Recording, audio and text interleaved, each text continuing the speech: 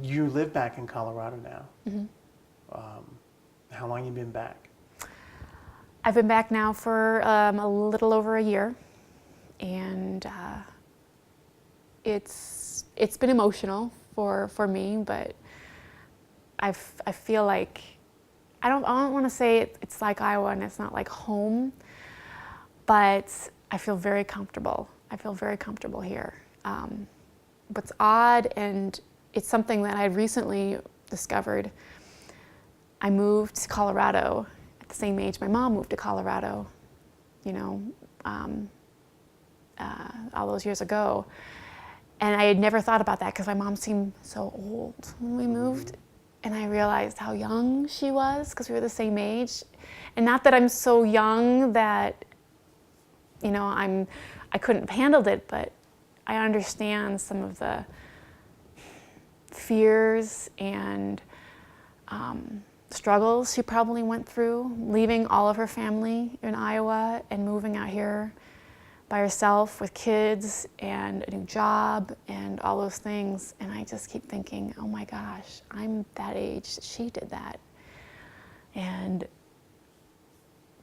she was a normal person. She wasn't this, you know, perfect person who, you know, just picked up and moved and everything was great. And I know that there are struggles and things like that. And I feel a lot closer to her, not just because I've moved back to Colorado, but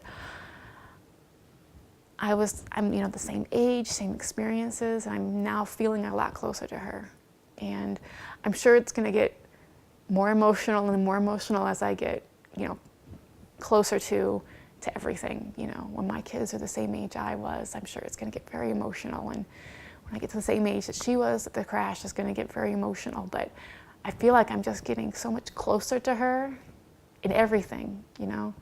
And that's teaching me so much. You know, she's not there to teach me, but she's there. And I don't think I would have gotten to that point by not making the physical move back to Colorado and realizing, oh my gosh, everything's coming together that way. Do you look at yourself and see traits of your mom? I do every once in a while, and I love it when I meet people who tell me that I remind me of her, you know, that I remind them of her. That's really special for me. I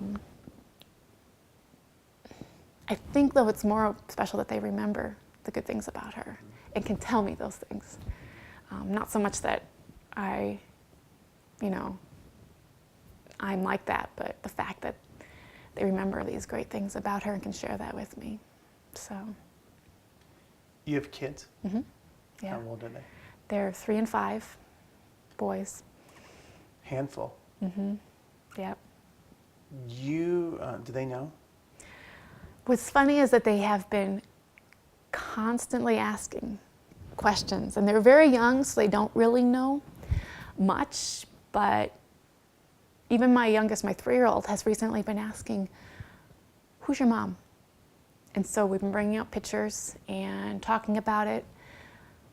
It's hard to talk to kids about a loss of a parent because you don't want, excuse me,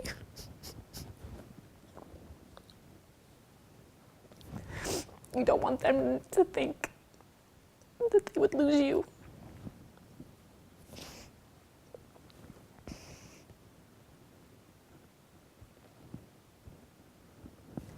So we don't really talk about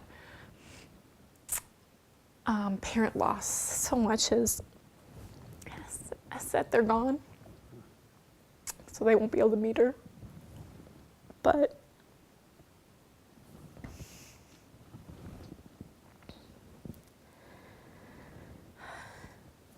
they do want to know about her, and it's fun to talk to them about her. And they don't ask too many questions now. I know it's going to come up. But Do they know about the crash? Have you told them that much? Yes, we've been down to the site once, and they know, I guess, all they need to know at this point. they know there was an accident and that she's gone. But at this point, they haven't asked any more questions, so I'm not going to go into details with that. So, that's where we're at. And they like to talk about her because they like to know that I have a mom. So, That's fun. Yeah. And that, even though they don't get to see her, that she's there.